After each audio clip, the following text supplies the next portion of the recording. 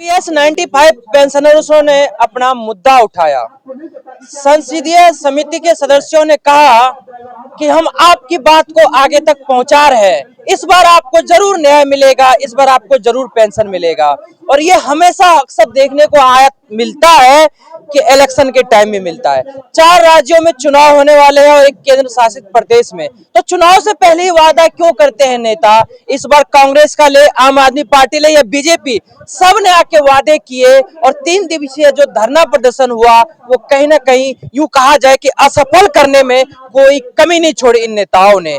तो क्या अब नया रिपोर्ट आने वाला है? हम बात करेंगे इस पर मनोज जी से। मनोज जी, जिस तरीके से धरना प्रदर्शन हुआ, नेता वादा करके चले गए, पेंशनर्स कह रहे हैं कि हम जेल भरेंगे, रोड पे धरना डालेंगे, क्या कहना चाहते हैं इस पे? देखिए, सबसे पहले आपने एक बात कही कि इसको क्रमवार तरीके से समझना होगा। सबसे पहले हमें समझना होगा संसदीय समिति ने क्या कहा। संसदीय समिति बनाई गई थी कि भाई पेंशनर्स की जो पेंशन है क्या बढ़नी चाहिए या नहीं बढ़नी चाहिए। तो संसदीय समिति उच्च स्तरीय समिति होती है, वहां पे संसद सदस्य भी होते हैं। वो सब रिपोर्ट मंगाते हैं, अलग अलग माध्यमों से जानकारी लेते हैं कि पेंशनर की जिंदगी कैसे चल रही है, क्या पेंशनरों का गुजारा हो रहा है, सरकार कितना दे रही है। सरकार मिनिमम 1,000 का वादा करती है, लेकिन हमने बार बार बताया कि 1,000 भी नहीं मिलती पेंशनर को। बहुत सारे पेंशनर ऐसे हैं जिनको 500, 250, 400 ऐसे पेंशन मिल रही है, 700। तो 1,000 का वादा है, लेकिन 1,000 भी पूरी तरह से मिलता नहीं है। संसदीय समिति ने इन सबको देखा होगा और देखने के बाद लगातार 1 साल तक वो रिपोर्ट दबी रही। और वो जैसे जिन्न होता है ना, बोतल का जिन्न दबा रहता है और वो एक टाइम पे खुलता है। वो सूटेबल टाइम क्या होता है? चुनाव से पहले। कभी कोई जिन्न खुलता है, कभी कोई जिन्न। अलग अलग तरीकों से आश्वासन दिया जाता है, पेंशनर का भरोसा जीता जाता है। जैसे मीडिया रिपोर्ट्स के जरिए जीता जाता है कि भाई बढ़ने वाली है पेंशन, मीडिया में फैला दिया जाता है, सारी मीडिया बताती है तो पेंशनर खुश हो जाते हैं। यूट्यूबर्स में फैला दी जाती है खबर तो पेंशनर खुश हो जाते हैं। अब संसदीय समिति ने सिफारिश कर दी है कि पेंशन बढ़नी चाहिए। भैया, सिफारिश करी है, पेंशन नहीं बढ़ी।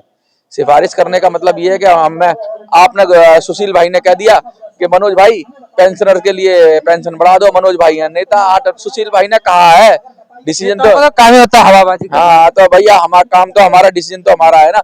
तो कहने का मतलब ये, इसको कौन सी संसदीय समिति की 1,000 रुपया लेके मोदी जी के हाथ में दे दो, 1,000 रुपया लेके अमित शाह जी के हाथ में दे दो, 1,000 रुपया लेके राहुल गांधी के हाथ में दे दो और कहो जाके जीवन चला लें अपना। किसी रिपोर्ट की जरूरत नहीं है। अरे ये तो कहते हैं कि आंखों देखा सच है। इस पे तो इंस्टेंट समझना चाहिए कि 1,000 रुपए से नहीं होता, डाटा आता ना आटा आता।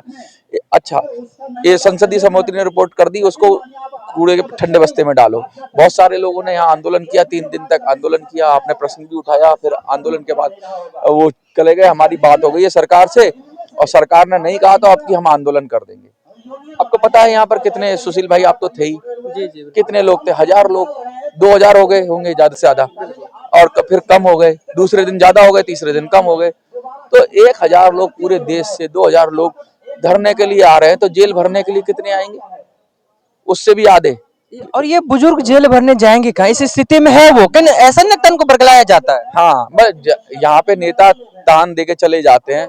अरे तुम्हारे पीछे 1 लाख आदमी खड़ा हो, 2 लाख आदमी खड़ा हो, 4 लाख आदमी खड़ा हो, सुनने वाले तो बहुत हैं। लेकिन आप देखो ना, बुजुर्गों की हालत देखो। 70 साल का, क्या जेल भरो आंदोलन फीजेबल है? क्या 150 लोग गिरफ्तारी नाम के लिए दे देंगे, 50 लोग दे देंगे तो वो रस्म अदायगी हो जाती है। उससे क्या मिल जाएगा आपको? रस्म अदायगी के लिए डिटेंशन हो जाती है। अभी तुम यहाँ जंतर मंतर पे आ जाओ, 20 आदमी, हम जेल भरेंगे। जेल भरना कितना आसान है मैं बताता हूँ आपको, देखो बहुत आसान है, हम तो रोज धरने कवर करते हैं। 50 आदमी आते हैं, सरकार से कहते हैं हमारी परमिशन रद्द कर दो, या 5 बजे तक की परमिशन है, मैं 6 बजे तक खड़ा रहूंगा। सरकार आएगी, उसे डिटेंशन कहते हैं। कुछ लोग आएंगे, पुलिस वाले खींचेंगे उनको, खींचने का नाटक ढका हुआ, वो कहेंगे यार बस पुलिस को पहले ही सेटिंग हो जाती है कि ऐसे ऐसे होगा, हम जाएंगे। फिर वो एक बस में भर देंगे। बस में भरने के बाद वो जाके किसी थाने में छोड़ देंगे, 2-3 घंटे रखेंगे। रोज आम आदमी पार्टी वाले, रोज कांग्रेस वाले जेल भरते हैं। पब्लिक को गुमराह करने के लिए दिखाते हैं कि हम आपके लिए संघर्ष कर रहे हैं और हम जेल भरो आंदोलन कर रहे जेल हैं। भरो आंदोलन कब हुआ था? मजाक बना दिया। मजाक बना दिया। जेल भरो आंदोलन जब जनता निकलती है तब होता है। बुजुर्ग धरने के लिए नहीं आ रहे हैं भैया, जेल कैसे भर लोगे? धरने वो रस्म अदायगी हो जाएगी, उससे कुछ नहीं होने वाला। मैं आपको बता रहा हूँ, जेल भरो आंदोलन हो या फिर राम मंदिर के टाइम हुआ था जेल भरो आंदोलन, घर से लोग निकले। अन्ना आंदोलन के टाइम हुआ था कि भाई हम जेल भरेंगे, जेल में घुस गए तो जेल कम पड़ गई। जब आंदोलन होता है देश के अंदर, जब आम पब्लिक निकल के आती है, जब युवा निकल के आता है, तब जेल भरी जाती है। 10-20 आदमी चले गए और हमने जेल भर दी और जेल भरवा आंदोलन हो गया, सरकार सुन नहीं रही है, फिर से वही उसी चक्का घूमेगा। मैं आपको बता रहा हूँ, चुनाव तक बहुत सारे नाटक होंगे, बहुत सारी तरीके से बरगलाया जाएगा। एक आदमी उठ के बोला, अरे भाई साहब जेल भरो आंदोलन नहीं, हम तो ना ट्रेन रोक देंगे। भाई बुजुर्ग लोग ट्रेन रोकेंगे यार, कमाल की बात है। उसमें भी रस्म अदायगी हो जाएगी, कोई खाली डिब्बे के सामने 10-20 खड़े हो जाएंगे, हाय हाय हाय कर देंगे, रुक गई ट्रेन।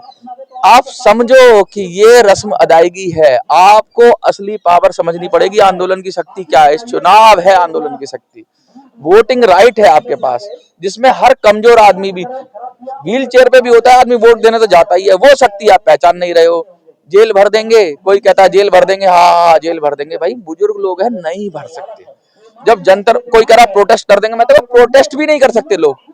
प्रोटेस्ट में अगर 1000 लोग पूरे देश से आ रहे हैं तो वो कोई प्रोटेस्ट थोड़ी ना है। जी, जिस तरीके से अभी इन्होंने 3 दिन का प्रदर्शन किया था और आखिरी दिन इन्होंने जो है एक नोटिफिकेशन जारी किया, एक विज्ञप्ति कि हम निर्मला सीतारमन से मिले थे और उन्होंने आश्वासन दिया। और जब मैंने इस खबर को लगाया तो आपको यकीन मानोगे, नीचे एक बुजुर्ग कह रहा है कि क्यों झूठी खबर फैला रहे हो। अब वो भी समझ चुके हैं कि कहने के हमें गुमराह किया जाता है, जबकि ये प्रेस विज्ञप्ति भेजी गई थी, फिर भी उन्होंने कहा कि क्यों झूठी खबर फैला रहे हो पत्रकार। वो बुजुर्ग निराश हो चुके हैं।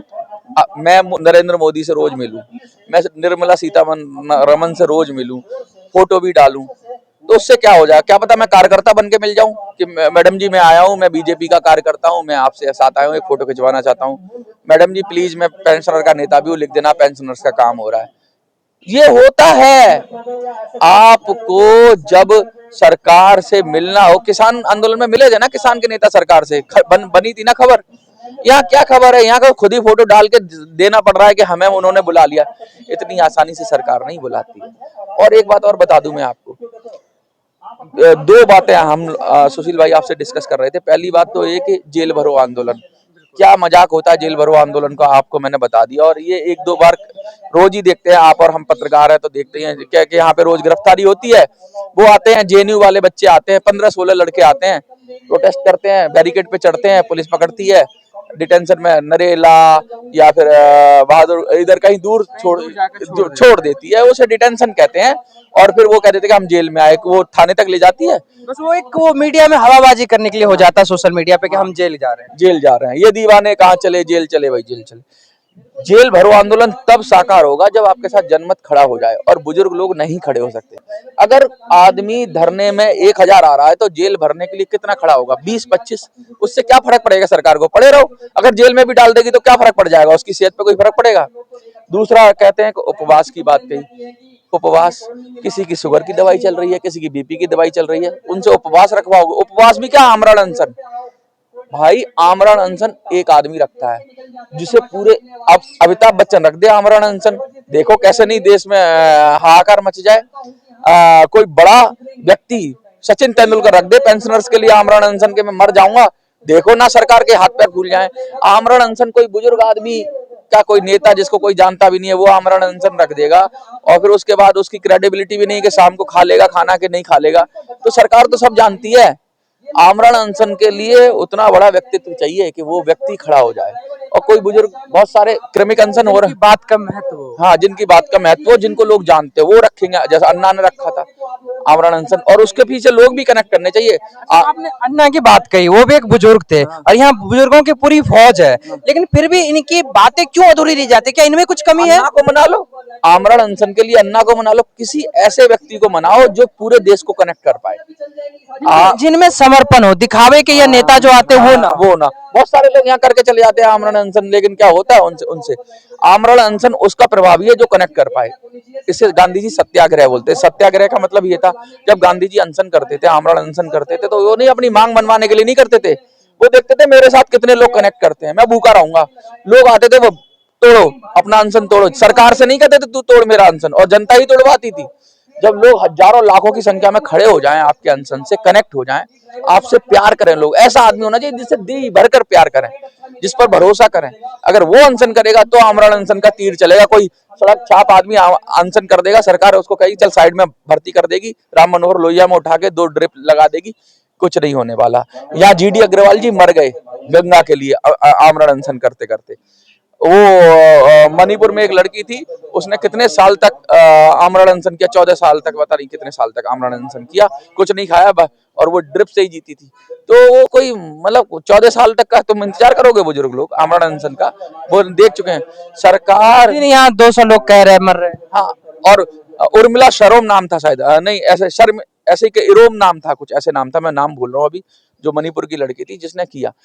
आमरण अनशन का मतलब ये लोगों से कनेक्ट करना, लोगों को जोड़ना, लोगों को जगाना, लोगों को जगा जगह वही पाएंगे जो खुद ऊर्जावान होंगे। हाँ, जिनके अंदर करेक्टर होगा वो जगह पाएंगे। अगर आपके अंदर वो क्षमता नहीं है कि आपके, तो अनशन को भी कोई महत्व नहीं रहता। यहाँ तो हजारों लोग भूख से मरते हैं। ऐसा देश है, इतनी गरीबी है कि लोगों को खाना नसीब नहीं होता और कहते हैं भूख से मर जाते थे लोग ऐसे। मनोज जी, फिर ये किस तरीके से अपनी समस्याओं का समाधान तीसरी पा बात और पाएंगे? तीसरी बात और तीसरा और आंदोलन का रूप बता रहे हैं कि भैया रेल रोकेंगे। बुजुर्ग आदमी रेल रोक लेंगे? लड़के वड़के हों, कोई वैसा जातिगत आंदोलन हो, कोई जवान जवान बंदे हों, वो रेल की पटरी भी उखाड़ देते हैं। ये बुजुर्ग से कहो बेचारा, वो छड़ी लेके चल रहा है, वो क्या वो फीजेबल है? बहुत सारे लोग कहते हैं मनोज भाई रेल रोको, आंदोलन करो रेल। अरे भाई कौन करेगा रेल रोको आंदोलन? तब हो सकता है जब 7 करोड़ कंट्रीब्यूटर खड़े हो जाएं। पेंशनर से नहीं होगा रेल रोको। जो कंट्रीब्यूटर, जो ईपीएस योजना में या ईपीएफओ में जो पैसा जिनका जाता है, जो कंट्रीब्यूटर है, वो खड़े हो जाए तो हो सकता है रेल। तो आपको जो नेता है ना, उसको समझना होगा कि हमारे लिए क्या उचित है। क्या हम रेल भरें? मैंने बता दिया जेल भरें। जेल भरने वाला मतलब आपकी क्षमता नहीं है। कोई नेता इतना बड़ा नहीं है जो जेल भरो आंदोलन की कॉल दे और 10,000 लोग जेल में चले जाएं। 10,000 लोग जेल में चले जाएंगे, आप सफल हो। जब आप धरने की कॉल देते हो तो 1,000 लोग आ रहे हैं, जेल भरने में 10,000 आ जाएंगे। सब डरते हैं। बुजुर्ग आदमी कह रहा है उसकी दवा ववा क्यों जाएगा जेल? सही बात है। 10। दूसरा, आप कह रहे हो कि रेल रोको, कितने लोग आ जाएंगे रेल रोकने के लिए? मजाक है। कोई जवान लौंडे होते, यूनिवर्सिटी के होते तो मैं मान भी लेता, ये बुजुर्ग लोग कैसे आ जाएंगे जी? और तीसरी बात आपने कहा आमरण अनशन की, बुल्ढाना में चल नहीं रहा कृमिक अनशन, सालों से चल रहा है। क्या हो गया? ये तीनों आइडियाज मेरी नजर में, मैं देखो क्रिटिसिज्म तो पत्रकार का, वास्तव में एक पत्रकार का काम है सच को दिखाना, सच का सामना करा देना। ये तीनों मुझे लगता है उपाय सही नहीं है। एक ही उपाय है बस, वोट की ताकत। 85 लाख या 90 लाख या 78 लाख या 1 करोड़ लोग अगर खड़े हो जाएं और कहने पेंशन के नाम पर हम वोट दे देंगे, तो किसी का भी 1 करोड़ का मतलब है कि हर घर में 4-5 लोग तो होते हैं। हाँ, 5 करोड़ वोट की ताकत कम नहीं होती है सरकार को अरे अकल ठिकाने लाने के लिए। बंगाल में अकल ठिकाने लगा सकते हो, असम में अकल ठिकाने लगा सकते। अकल किसकी? सिर्फ बीजेपी की नहीं, कांग्रेस की भी अकल ठिकाने लगा सकते हो। सबकी अकल ठिकाने, क्योंकि जब आप इतनी संख्या में वोट कर दोगे, जैसा मैं कहता हूँ नोटा को, और उसके लिए आपको जेल नहीं जाना, उसके लिए आपको रेल नहीं रोकनी, उसके लिए आपको मारने की बात नहीं करनी, सिर्फ एक अंगूठा दबाना है। अरे अंगूठा नहीं दबा पा रहे हो आप, और आप जेल भरने की बात कर रहे हो। बुजुर्ग आदमी अंगूठा तो दबा ही सकता है। बहुत सारे व्हील चेयर पर जाके वोट देते हैं, आपने देखा होगा, बुजुर्गों को पकड़ के ले जाते हैं वोट, सरकार सुविधा देती है वोट। अरे वहां जाके क्यों नहीं दिखाते हो पेंशन की ताकत, पेंशनर की ताकत? वहां जाके क्यों नहीं बताते हो कि मैं पेंशनर हूं और मैं वोट की ताकत दिखाऊंगा? देश में सबसे बड़ी ताकत किसकी है? वोट की, क्योंकि वोट से ही सरकार बनती है, बिगड़ती है। और एक बार आपको पता चल गया कि पेंशन के नाम पर लोग वोट कर रहे हैं, सरकार को पता चल गया ना कि भाई पेंशन के नाम पे, सपोज करो 8% नोटा पे वोट पड़ गया और कोई बहुत सारी सीटें बीजेपी हार गई, बहुत सारी सीटें कांग्रेस हार गई, जीतेगा तो फिर भी किसी पार्टी की सरकार आएगी, लेकिन हर पार्टी डरेगी यार 8-10% वोट बैंक क्या है ये। फिर इस पर रिसर्च होगी, सारे पत्रकार आ जाएंगे, कहेंगे यार इतना वोट, 1% वोट पड़ता था नोटा को, मैंने तो 3 से 5 का लक्ष्य दिया है, 3 से 5% पे भी ये पूरे देश में चर्चा चढ़ जाएगी। कौन कौन क्या हुआ, ये नोटा को क्यों दे रहे हैं लोग? फिर लोगों से पूछा जाएगा आपने किसको वोट दिया? हम जैसे पत्रकार वीडियो बनाएंगे, वो कहेगा नोटा को वोट दिया। क्यों दिया नोटा को वोट? पेंशन की वजह से दिया, ये नहीं दे रहे। वो अपना काम करे और पत्रकार उनका मैसेज सरकार तक जरूर पहुंचा दें। तो ये जो वोट की ताकत है, इसी से मैसेज जाएगा।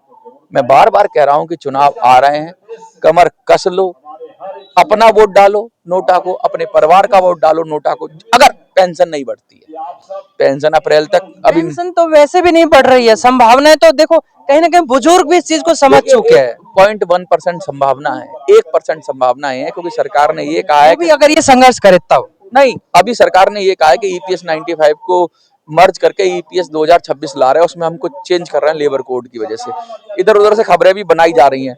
अगर सरकार को ये डर लग जाए कि यार इलेक्शन पे ये नोटा में वोट कर देंगे, आप नोटा नोटा लिख दो कमेंट में, नोटा नोटा नोटा, मैं नोटा पे वोट तो करूँ। मुहिम भी तो नहीं चलाते हैं ना। हाँ, मुहिम नहीं चला रहे, कोई ट्विटर पे चलाओ, इधर चलाओ। मैं तो कहता हूँ नोटा लिखो, नोटा को करूंगा वोट, मैं करूंगा नोटा को, हैशटैग नोटा चला दो। हैशटैग नोटा चला दो। अब नोटा चलाओगे ना तब सरकार पे दबाव पड़ेगा, वरना सरकार अभी लॉलीपॉप की दूर दूर से दिखा रही है, गाजर दिखा रही है, जैसे गाय के आगे गाजर बांध देते हैं या गधे के आगे गाजर बांध देते हैं, तो ये गाजर पीछे पीछे भगते रहते पीछे हैं। पीछे भाग, तो संसदीय समिति गाजर बांध देगी आगे। संसदीय समिति की रिपोर्ट भी एक गाजर है। प्रधानमंत्री तो कहेंगे नहीं, वित्त मंत्री कुछ कह देंगे कि भाई हम तुम्हारा काम हो रहा है, श्रम मंत्री कह देंगे एक गाजर फिर दे देंगे, चुनाव निकल जाएगा। आप फिर जाति के नाम पर, धर्म के नाम पर, अपनी पसंद के नाम पर वोट कर दोगे, पेंशन के नाम पर आप वोट नहीं यहाँ करो। सबसे बड़ी बात मैं आपको बताऊं, अभी जब धरना प्रदर्शन हुआ था तो मैंने कुछ पेंशनरों से बात करने की कोशिश की। उनके अंदर ये है कि नोटा तो दूर की बात है, वो सरकार का विरोध तक नहीं कर रहे हैं। वो कहते हैं कि कोई बात नहीं, इसी सरकार से हम लेंगे, लेकिन अपने आप वो कर देगी। जब कर नहीं रही है, अगर आपको लगता है कर ही देंगे, तो क्यों धरना देने आ रहे हो यहाँ पर? बिल्कुल बिल्कुल बिल्कुल। और गाली देंगे दस तो धरना साल क्यों 10 दे रहे साल से किसी कांग्रेस की सरकार तो है नहीं, बीजेपी की सरकार है। लेकिन अब मजे की बात तो ये है सुशील भाई कि क्या दूसरी पार्टी की सरकार बना के क्या उन्होंने तुम्हें कमिटमेंट किया है कि राहुल गांधी ने कहा है कि हम पेंशन बढ़वा देंगे, क्या किसी मंच पे उन्होंने अगर हो? उसकी विपक्ष उठा रही है। अगर हम मोदी को हरा देते हैं, मैं कहता हूँ मोदी को हरा दिया, चलो हमने मोदी को हरा दिया, फिर से नए सिरे से शुरुआत होगी, राहुल गांधी के पे चक्कर लगाएंगे फिर, क्योंकि राहुल गांधी ने थोड़ी ना वादा किया है कि आपकी पेंशन बढ़वा देंगे या पेंशन के मुद्दे पे आप वोट दो। ये कहा राहुल गांधी ने किसी मंच से कि मैं ईपीएस पेंशनर्स खड़े हो जाओ और मुझे वोट करो? ममता बनर्जी ने कहा है, ममता बनर्जी तो क्या सेंटर में है ही नहीं। तो ये किस तरीके से तैयारी करे कि पक्ष और विपक्ष दोनों को सहमत, खास तौर पे यहाँ पर विपक्ष का आना बहुत आवश्यक है, क्योंकि सरकार जब को वही जब मसीहा ढूंढोगे तब तक आपके आंसू पहुंचने के लिए कोई नहीं आएगा, ना मोदी जी आएंगे ना राहुल जी आएंगे। अपना दर्द, अपना आंसू खुद पहुंचना होगा, अपनी ताकत खुद बननी होगी। मैं बार बार कह रहा हूँ, अपना सेनापति खुद बनना होगा। जब जब दूसरे की ताकत कहोगे कि ये बचाने आ जाएगा, वो बचाने, कोई नहीं आने वाला तुमको बचाने। और तुम्हारी शक्ति में, मैं बार बार बता रहा हूँ कि तुम्हारी शक्ति ये नहीं है कि तुम जेल भर दो, तुम्हारी शक्ति ये नहीं है, ये तुम्हारी शक्ति है ही नहीं। तुम बुजुर्ग हो, तुम्हारी शक्ति सिर्फ वोट है, वोट पावर, और कंसोलिडेट होकर एक बिल्कुल बिल्कुल भी अगर जैसे मन में डाउट है ना आपके में, संकल्पित होकर वोट करना है नोटा को। संकल्प नहीं है आपके मन में तो फिर आप भूल जाओ। और संकल्प कैसे होगा, ये मेरी जिम्मेवारी नहीं है। मैंने तो एक आपको बात बताई सारी, हम तो विश्लेषण करते हैं, सब बता देते हैं। अब ये आपकी जिम्मेवारी है। मैं अकेला 1500, 1000, 2000 वोट डलवा सकता हूँ एक लोकसभा में अकेला। अगर मैं कॉल कर दूं, चुनाव लड़ जाऊं, अकेला डलवा सकता हूँ नोटा को वोट, या अपने आप को वोट। इतना मैंने प्रूव किया है इलेक्शन के अंदर, 1000 से ज्यादा वोट। अगर ऐसे 1000 आदमी संकल्प ले लेके मैं 100 वोट डलवाऊंगा नोटा पे, और बताएं अपना दुख, गली गली घूम घूम के बताएं स्वेच्छा से, क्योंकि उनकी लड़ाई है ना। अपनी लड़ाई लड़ोगे ना, अपना चल तो सकते हो, पार्क में जाते हो तो वहां बात करो, इधर उधर जाते हो वहां बात करो, भैया नोटा को देना, ये कैंपेन चल रहा है नोटा को। आदमी 10 वोट ही कंज्यूम कर ले, हाँ, तो कम से कम जो है 10 करोड़ हो जाते हैं। हाँ, अरे करोड़ों तक पहुंच जाएगा एक आदमी, अगर 1 करोड़ आदमी है। और लेकिन सब तक ये बात पहुंचनी चाहिए, सब तक बात ही पहुंचा दो हमारी। क्या भाई, बिल्कुल, हम यहाँ पे साफ कर दिया, मनोज जी ने इस चीज को भी कह रहे हैं कि अगर मोदी को ही हटा दिया जाए, राहुल ही आ जाए या कोई और आ जाए, तो भी मुद्दा वहां पे सॉल्व होने वाला नहीं है। मुद्दा है कि जब तक आप खुद ना आगे आए, और आपके पास आने का सिर्फ एक ही क्षमता है, वो अपनी वोट की ताकत। उसमें कोई आपको कुछ नहीं करना, कोई संघर्ष नहीं करना, ना कोई रेल रोकना है, ना कोई जेल भरो आंदोलन करना है, क्योंकि आप सामर्थ्यवान नहीं है। देश भर में जिस तरीके से बुजुर्ग यहाँ आते हैं, उनकी स्थिति देखकर लगता है कि उनके पास खाने के पैसे नहीं होते हैं। पता नहीं किस किस तरीके से किराया इंतजाम करके यहाँ आते हैं, और फिर उनको कहते हैं ये इतना बड़ा, कहीं ना कहीं इनके नेता इनको बेवकूफ तो नहीं बना रहे। हनुमान जी की भी ताकत भूल गए थे कि कैसे समंदर पार करना है। तो मैं आपको बता दूं पेंशन कैसे बढ़ेगी, ये आपकी ताकत मैं याद दिलाता हूं। जैसे जामवंत जी ने हनुमान जी को ताकत याद दिलाई थी, मैं पेंशनर्स को उनकी ताकत याद दिलाना चाहता हूं। इधर उधर मुंह मारते रहो, कुछ नहीं होगा जब तक आप अपनी ताकत नहीं जानोगे, अपनी वोट की ताकत नहीं जानोगे, और पेंशन के नाम पर वोट नहीं करोगे। करते रहो हिंदू मुसलमान के नाम पे वोट, करते रहो जात पात के नाम पे वोट, नहीं मिलेगी पेंशन। अगर करोगे पेंशन के नाम पर वोट तो मिलेगी पेंशन और बढ़ेगी पेंशन। सत्य पहचानो, सत्य की तरफ रहो, मैं बस यही कहना चाहता हूँ। चलिए मनोज जी से हमने बात किया, वास्तव में जो विश्लेषण किया है वो बहुत आवश्यक है। कभी कभी हमें कुछ बड़े काम करने के लिए कुछ बड़े कदम नहीं उठाने पड़ते, छोटे छोटे कदम से ही रास्ता बन जाता है। और पेंशनर्स के लिए इस टाइम जो सबसे आवश्यक है वो यही है कि आप अपने वोट के ताकत को पहचाने, क्योंकि अभी भी केंद्र सरकार के साथ मिलाकर अगर बात करें हम तो केंद्र शासित प्रदेश को मिलाकर बात करें तो 5 राज्यों में चुनाव है। इसमें भी अगर आप अपनी ताकत को दिखाते हैं, बिना बोले बिना कुछ कहे अपनी बात को मनवाना है, तो नोटा का बटन दबाना है। धन्यवाद जी, बहुत